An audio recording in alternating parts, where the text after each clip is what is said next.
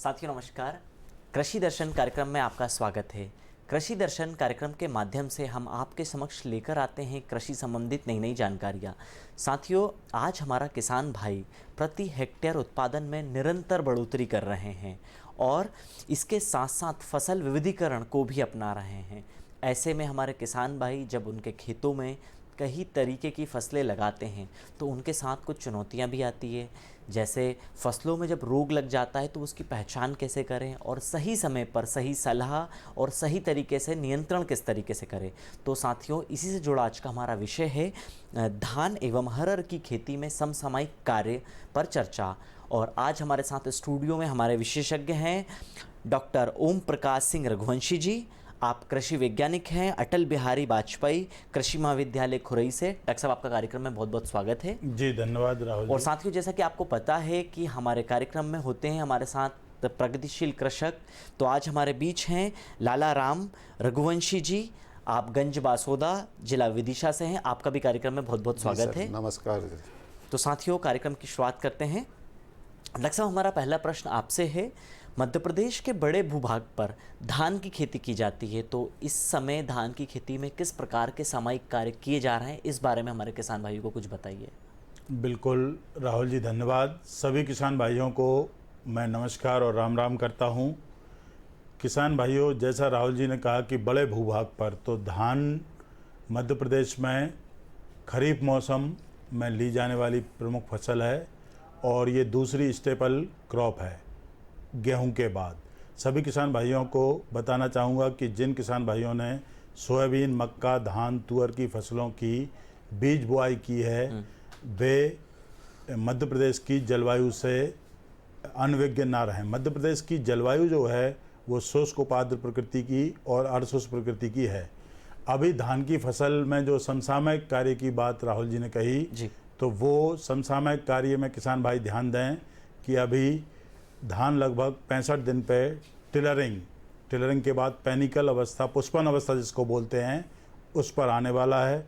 जिन किसान भाइयों ने रोपाई के समय नत्रजन की मात्रा खेत में दे दी थी वे अब 1/4 नत्रजन की मात्रा पैनिकल इनिशिएशन जिसको बोलते हैं हम पुष्पन अवस्था पर दें और शेष 1/4 मात्रा दाना भरने की अवस्था के लिए बचा कर रखें। जी डॉक्टर साहब, इतनी महत्वपूर्ण जानकारी दी आपने कि हमें किस तरीके से संतुलित मात्रा में चीज़ों का प्रयोग करें। डॉक्टर साहब, धान की फसलों में अभी रोग की सूचना आ रही है कि कई रोग लगे हुए हैं, तो किस तरीके से किसान भाई हमारे इसका पहचान करें और इसका नियंत्रण किस तरीके से करें, इस बारे में कुछ बताएं। रोग के अंतर्गत मैं किसान भाइयों को बताना चाहूँगा कि धान की फसल में 5 प्रकार की बीमारियाँ देखी गई हैं, जिनके नाम मैं किसान भाइयों को बता दूं। पत्ती पर यदि भूरा धब्बा दिखे तो उसको भूरा धब्बा बोला जाता है। दूसरा ब्लास्ट या झोंका बोला जाता है। वायरस, जैसा कि अभी हाल ही में सोयाबीन में दिख रहा है पीलापन, तो ऐसा धान में दिखे तो उसको टुंगरो विषाणु बीमारी बोली जाती है। और जिंक की कमी से धान में होने वाला रोग खैरा बीमारी होती है। पत्ती की झुलसा रोग भी धान में एक प्रमुख रोग है।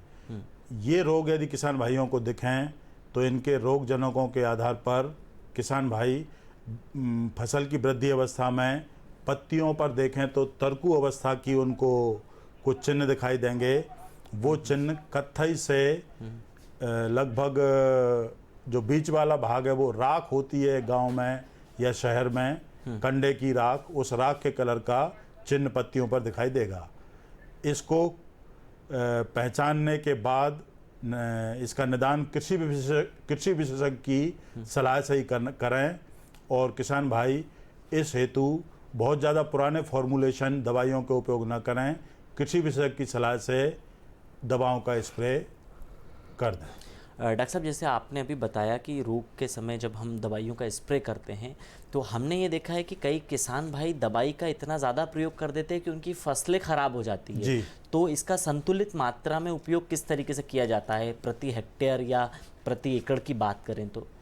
जी राहुल जी, मैं किसान भाइयों को बताना चाहूँगा कि विशेषकर धान और एक और फसल है कपास, इनमें खरपतवार की समस्याएं ज़्यादा आती हैं। जी।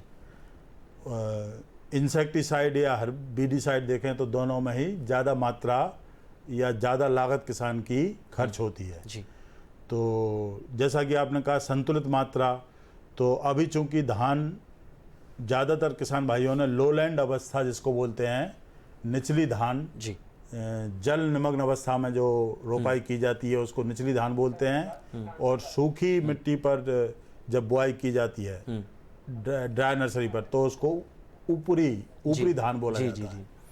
तो इसमें किसान भाइयों को मैं बोलूँगा कि लोलैंड अवस्था की धान है तो उसमें किसान भाई रसायनों का उपयोग जब खरपतवार नियंत्रण में करें तो जो रसायन कुछ मैं उनको बताना चाहूँगा उनकी संतुलित मात्रा ही स्प्रे के दौरान प्रारंभिक विलयन बनाने में डालें। इनमें से आलमिक्स, एनिलोफॉस, ब्यूटाक्लोर, ये 3 हर्बिसाइड हैं, शाकनाशी हैं जो किसान भाई उपयोग कर सकते हैं। इनकी संतुलित मात्राएं हैं आलमिक्स 300 से 500 ग्राम प्रति हेक्टेयर, एनिलोफॉस आधा किलो से लगभग 1.25 किलो प्रति हेक्टेयर, और ब्यूटाक्लोर 1.5 से 2 किलोग्राम प्रति हेक्टेयर दवा का उपयोग करें। बिल्कुल डॉक्टर साहब। साथियों, वक्त हो चला है एक छोटे से ब्रेक का, मिलते हैं ब्रेक के बाद। अरे सुन तो। मुझे क्या सुनाना चाहते हो? जो सुनाओ मेरी सौतन को। किसको? अरे वही तुम्हारा मोबाइल फोन जिससे सुबह शाम दिन रात चिपके रहते थे और कहते थे किसान कॉल सेंटर से बातें हो रही हैं। अच्छा ये बात है। हाँ, क्यों? क्या हुआ? अब बात नहीं होती क्या? अब तो झट से बात हो जाती है। संबंधी समस्याओं का अपनी भाषा में तुरंत हल पाने के लिए पूरे भारत में किसी भी फोन से हेल्पलाइन नंबर पर संपर्क करें। किसानों का दोस्त किसान कॉल सेंटर। साथियों, ब्रेक के बाद एक बार फिर आपका स्वागत है आपके पसंदीदा कार्यक्रम कृषि दर्शन में। और हमारे साथ स्टूडियो में हमारे मेहमान हैं डॉक्टर ओम प्रकाश सिंह रघुवंशी जी। आप कृषि वैज्ञानिक हैं अटल बिहारी वाजपेयी कृषि महाविद्यालय खुरई से। डॉक्टर साहब, आपका कार्यक्रम में बहुत बहुत स्वागत है। जी धन्यवाद। और साथियों, हमारे साथ हैं सफल कृषक भी लाला राम रघुवंशी जी। आप गंज बासोदा विदिशा जिले से हैं। आपका भी कार्यक्रम में बहुत बहुत स्वागत है। तो साथियों, कार्यक्रम आगे बढ़ाते हैं। तो किसान भाइयों, डॉक्टर साहब के द्वारा इतनी महत्वपूर्ण जानकारी मिली कि हमें अगर हम रासायनिक दवाइयों का प्रयोग करते हैं तो हमें इसको बहुत संतुलित मात्रा में उपयोग करना है, क्योंकि ज़्यादा मात्रा में अगर इसका उपयोग करेंगे तो हमारी फसल नष्ट तक हो सकती है, और कई किसान भाइयों के यहाँ ऐसा देखने को भी मिला है। तो हमारे साथ सफल कृषक भी हैं रघुवंशी जी। रघुवंशी जी, अपने बारे में कुछ बताइए, आप कहाँ से हैं और किस तरीके की खेती आप करते हैं? जी सर, मैं लाला राम रघुवंशी गंज बासदा से जी। विदिशा तहसील। जी। मैं सोयाबीन और मक्का की खेती लगाई है अभी मैंने। जी। उसके साथ साथ मैं पशुपालन भी करता हूँ सर। तो रघुवंशी जी, आपने जैसा कहा पशुपालन भी आप करते हैं। जी सर। तो आप खेती के साथ साथ पशुपालन करते हैं, तो इससे क्या लाभ होता है आपको खेती में? उससे सर पशुपालन से हटके हमें अधिक लाभ होता है। जी। गाय के गोबर से हम देसी खाद बनाते हैं सर। जी। उसकी गौमूत्र से भी हम उसका छिड़काव करते हैं, और जो खाद गाय के गोबर से बनता है उसको हम खेतों में डालते हैं, तो उससे पैदावारी भी बढ़ती है, और जो फसल उत्पन्न होती है वो हमारे खाने के लिए जो होती है वो फायदेमंद है सर। जी, कहीं ना कहीं जैविक खेती की जी तरफ सर, आप बढ़ रहे हैं। जैविक बिल्कुल खेती। जी। डॉक्टर साहब, हमारा अगला प्रश्न आपसे है। जी। कई तरीके के अनुसंधान के माध्यम से नई नई किस्में तैयार की जाती है, तो क्या कोई ऐसी किस्म है जिसमें रोग कम लगे या कम पानी में अच्छा फसल उत्पादन हो सके? सब बन करके एक वैरायटी है जो कि मतलब हम फ्लडेड एरिया, आपने कम पानी की पूछी है। जी। जी। मैंने ज़्यादा पानी का नाम आपको बताया है। ये जैसे इस बार बारिश ज़्यादा हो गई तो ज़्यादा बारिश में भी उसका उत्पादन 4.5 टन प्रति हेक्टेयर किसान भाई ले सकते हैं। ठीक है। डॉक्टर साहब, अगला प्रश्न हमारा है कि जैसे धान की फसलों में खरपतवार की बहुत अधिक देखने को मिलती है, खरपतवार बहुत ज़्यादा हो जाते हैं जिससे फसल कहीं ना कहीं फीकी पड़ती है, तो इसका नियंत्रण किस प्रकार से किया जाना चाहिए? जी, धान की फसल में खरपतवार एक प्रमुख समस्या है। तो खरपतवार नियंत्रण के लिए मैं राहुल जी किसान भाइयों को दूरदर्शन के माध्यम से बताना चाहूँगा कि धान की फसल में खरपतवार खेत पर भ्रमण के दौरान वो देखेंगे कि सांवा एक कॉमन वर्ड है। खरपतवारी है ये जी, खरपतवारी है सांवा। मकरा, कोंदो, मोथा ये खरपतवारों के हिंदी नाम हैं, लेकिन इनमें से सांवा को वैज्ञानिक जो शब्द है वो है बर्नयार्ड ग्रास। घास कुल में खरपतवार आते हैं। किसान भाइयों को बताना चाहूँगा कि अधिकांश जो खरपतवार हैं वो घास कुल के हैं। तो इनमें बर्नयार्ड ग्रास जो है, सांवा मूछ वाला भी इसको बोलते हैं, ये सांवा ज़्यादातर धान के खेतों में देखा जाता है। इसका नियंत्रण करने के लिए, रासायनिक नियंत्रण करने के लिए हम पेंडिमिथिलिन रासायनिक शाकनाशी है, जो कि 4 से 6 रोपाई के 4 से 6 दिन बाद किसान भाई इसका स्प्रे कर सकते हैं और इसके द्वारा इसको नियंत्रित कर सकते हैं। डॉक्टर साहब, जैसे अभी आपने कहा कि रासायनिक दवाइयों से नियंत्रण करते हैं, पर आजकल हमारे कई किसान भाई जैविक खेती को अपना रहे हैं, तो क्या जैविक विधि से खरपतवार का नियंत्रण किया जा सकता है? जैविक विधि से खरपतवार नियंत्रण किया जा सकता है। कुछ सूक्ष्म जीव हैं ऐसे जो बोलना चाहिए किसान भाइयों को कि एंटीबायोटिक फॉर्म में स्ट्रेप्टोमाइसिस जीनस है, ये कुछ ऐसे जीव हैं जो हमें जैविक शाकनाशी प्रदान करते हैं और इनसे भी हम कुछ हद तक धान की फसल में खरपतवार नियंत्रण कर सकते हैं। धान की फसल के लिए जैविक शाकनाशी बायो हर्बिसाइड जो होता है वो कोलिगो होता है। कोलिगो वो किसान भाई परचेज कर सकते हैं। साथियों, वक्त हो चला है एक छोटे से ब्रेक का, मिलते हैं ब्रेक के बाद।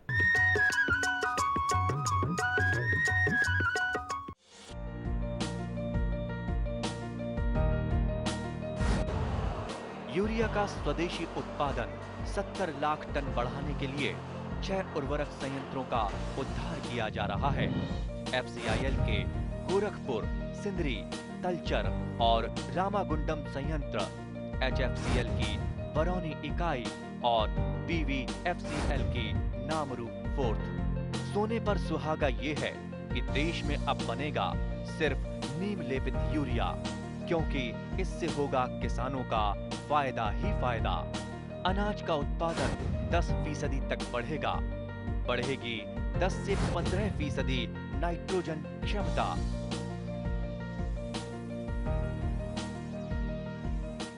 साथियों, ब्रेक के बाद एक बार फिर आपका स्वागत है आपके पसंदीदा कार्यक्रम कृषि दर्शन में। और हमारे साथ स्टूडियो में हमारे मेहमान हैं डॉक्टर ओम प्रकाश सिंह रघुवंशी जी।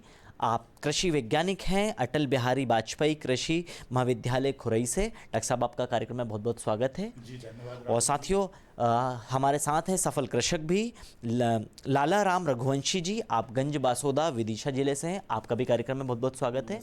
तो साथियों, कार्यक्रम आगे बढ़ाते हैं। रघुवंशी जी, आप खेती के साथ साथ पशुपालन भी कर रहे हैं, तो आपकी आगे क्या कार्य योजना है? आप आगे क्या करना चाहते हैं? और आपने प्रशिक्षण भी लिया है कृषि विज्ञान केंद्र से। जी सर। जी, तो पहली बात तो मैं डॉक्टर साहब से एक ये अपनी धान के बारे में पूछना चाहता हूँ। जी जी जी, पूछिए पूछिए। हमारे क्षेत्र में जैसे पानी की कमी है सर, जी जी, तो ऐसा कौन सा बीज है जो कि हम उसको उपयोग करें, पानी की कम लागत लगे उसमें? अच्छा लाला राम जी, इसके लिए आपने अच्छा कह दिया, पानी कम है। जी सर। पानी कम है तो मैं आपको सुझाव दूंगा कि जो मान लो 10 बीघा खेत आपके पास है, तो 1 हेक्टेयर में आप उसकी सूखी नर्सरी में सूखी खेत की जुताई कर दें। अभी रबी मौसम में नमी तो रहेगी खेत में, जुताई कर दें। और किस्मों के लिए जवाहर श्रेणी, जवाहर राइस 21, जवाहर राइस 22, इन 2 किस्मों को 35 से 40 किलोग्राम 5 हेक्टेयर मीन्स मतलब हुआ 7 किलो प्रति बीघा की दर से इनकी सूखी बुआई कर दें और फिर पानी दें। ठीक सर। डॉक्टर साहब, हमारा अगला प्रश्न आपसे है कि दलहनी फसलों में अगर हम प्रोसेसिंग की बात करें तो कितनी संभावनाएं हैं? दलहनी फसलों में प्रोसेसिंग की संभावनाएं हैं, लेकिन वो धान और मिलेट्स के बराबर नहीं है। जी। केवल हम इसको खाने योग्य दाल बना सकते हैं और मिल में इसका प्रशिक्षण ले सकते हैं। मिल में जाकर या व्यवहारिक और साइंटिफिक प्रशिक्षण केवीके के कृषि वैज्ञानिकों के माध्यम से ले सकते हैं, कृषि विज्ञान केंद्र के वैज्ञानिकों के माध्यम से। दाल, मटर, चना, उड़द, मूंग, इनमें जो डाइटरी फाइबर मिलता है हेल्थ के लिए, उतना ही प्रोसेसिंग की संभावनाएं हैं। डॉक्टर साहब, अगर हम बात करें समग्र खेती की तो वर्तमान परिदृश्य में कितनी आवश्यक है समग्र खेती? इस बारे में हमारे किसान भाइयों को कुछ बताइए। समग्र खेती का अर्थ राहुल जी सब कुछ है जी। समग्र खेती, इंटेंसिव फार्मिंग। तो जैसा कि प्रारंभ में आपने पूछा था कि राइस के साथ फिशरी जी, तो समग्र खेती मीन्स एक किसान 2 गाय पशु भी रखे हुए हैं, सोयाबीन भी बोया हुआ है जी, और साथ में वो और भी कोई एक सहायक आमदनी के लिए, इनकम के लिए जी, कोई कार्य करता है, मीन्स चारे की फसल। तो इसको फिर ये समग्र खेती ना होकर डाइवर्सिफाइड हो जाए जी, बिल्कुल विविध खेती हो जाएगी। विविध खेती। मुख्य हिस्सा उसको सोयाबीन से मिलेगा और ये दोनों सहायक धंधे रहेंगे, पशुपालन और चारा जी। तो चारा पशु के लिए हो जाएगा, पशु उसकी फीडिंग करेगा, पशु से मिल्क की पूर्ति होगी घर में भी और सेल भी कर सकता तो है। डॉक्टर साहब, किस तरीके से मतलब अगर समग्र खेती हमारा किसान भाई करता है तो खेती में जो खर्च होता है उसको भी क्या कम किया जा सकता है? खेती में कम खर्च होता है, उसकी लागत बिल्कुल कम होगी sir. Yes sir, Rahul ji ने ठीक कहा, खेती की लागत, समग्र खेती कम लागत वाली होगी, क्योंकि एक ही फसल के लिए उसको खेत तैयार करना पड़ेगा और जो पशुओं का गोबर खाद आएगा उससे ऑर्गेनिक मैटर और ऑर्गेनिक कार्बन कंटेंट भी खेत का जी बिल्कुल। बढ़ेगा। डॉक्टर साहब, हम इसमें विस्तार से चर्चा करना चाहेंगे कि खेती में आजकल खर्च बहुत ज़्यादा बढ़ गया है, तो किस प्रकार से हमारा किसान भाई विशेष ध्यान दे और इन तरीकों को अपनाएं, आप थोड़ा विस्तार से बताइएगा। किसान भाइयों को बताना चाहूँगा दूरदर्शन चर्चा के माध्यम से कि जैसा कि राहुल जी ने कहा कि समग्र खेती करके किसान भाई किस तरह लागत को कम कर सकता है। किसान भाइयों को यदि छोटा किसान है 1 से 2 हेक्टेयर का, तो उसको पशुपालन विभाग जाकर सब्सिडी के माध्यम से 2 जानवर और 1 फसल की खेती और साथ में वेजिटेबल गार्डन, इनका उपयोग करना चाहिए। गोबर की खाद रिसाइकल होगी सॉइल में और मिल्क की आपूर्ति करेंगे पशु चारे की फसल यदि लगाइए बरसीम या लूसर्न जी, 25 किलोग्राम प्रति हेक्टेयर इसकी बुआई करते हैं, इससे पशुओं को आहार मिलेगा और गोबर का खाद मृदा के संरचना, जिसको सॉइल स्ट्रक्चर बोलते हैं जी, सॉइल टेक्सचर और सॉइल स्ट्रक्चर में से हम स्ट्रक्चर नहीं बदल सकते, टेक्सचर बदल सकते हैं। 2 शब्द होते हैं मिट्टी के, जी, जी, एक मृदा संरचना और एक मृदा गठन। तो संरचना चेंज नहीं होती जी, गठन चेंज हो जाता है, जिसको सॉइल टेक्सचर बोलते हैं। तो इसी तरह से किसान भाई विविध खेती करके या समग्र खेती करके, समग्र मीन्स होलिस्टिक सर, सभी की पूर्ति हो, ईंधन, कपड़ा, तेल, दूध, इनकी घर में ही पूर्ति हो, तब वो समग्र खेती। मतलब अगर हम समग्र खेती करते हैं तो कृषि में जो खर्च आ रहा है उसको कम किया जा सकता है। बिल्कुल।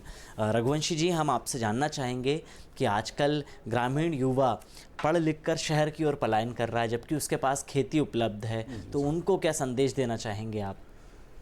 मैं उन भाई लोगों से यही कहूँगा कि आपके पास जैसे खेती है तो पटेल बनकर रहें जी, मतलब मालिक बन के रहे। बिल्कुल बिल्कुल जी।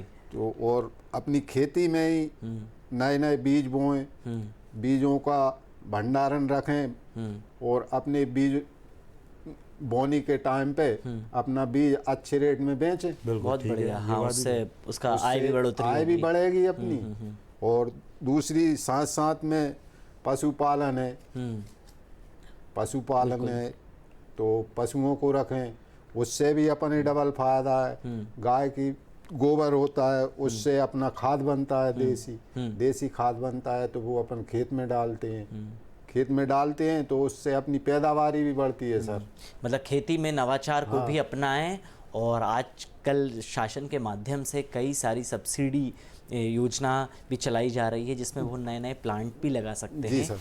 डॉक्टर साहब, आप कार्यक्रम में आए और आपने हमारे किसान भाइयों को इतनी महत्वपूर्ण जानकारी दी धान की खेती के बारे में, किस तरीके से हम रोग की पहचान करें, उनका नियंत्रण करें। वह दलहनी फसलों के बारे में आपने बताया, नई नई वैरायटी के बारे में बताया। आपका बहुत बहुत धन्यवाद। और रघुवंशी जी, आप कार्यक्रम में आए, आपने हमारे किसान भाइयों से अपने अनुभव साझा किए। निश्चित ही आपसे प्रेरणा लेकर हमारे किसान भाई खेती में नवाचार करेंगे और अपनी आय में बढ़ोतरी करेंगे। आपका भी बहुत बहुत धन्यवाद। साथियों, हर चीज़ का एक वक्त होता है, वक्त तो चला है खबरें खेती का, तो आइए देखते हैं खबरें खेती की।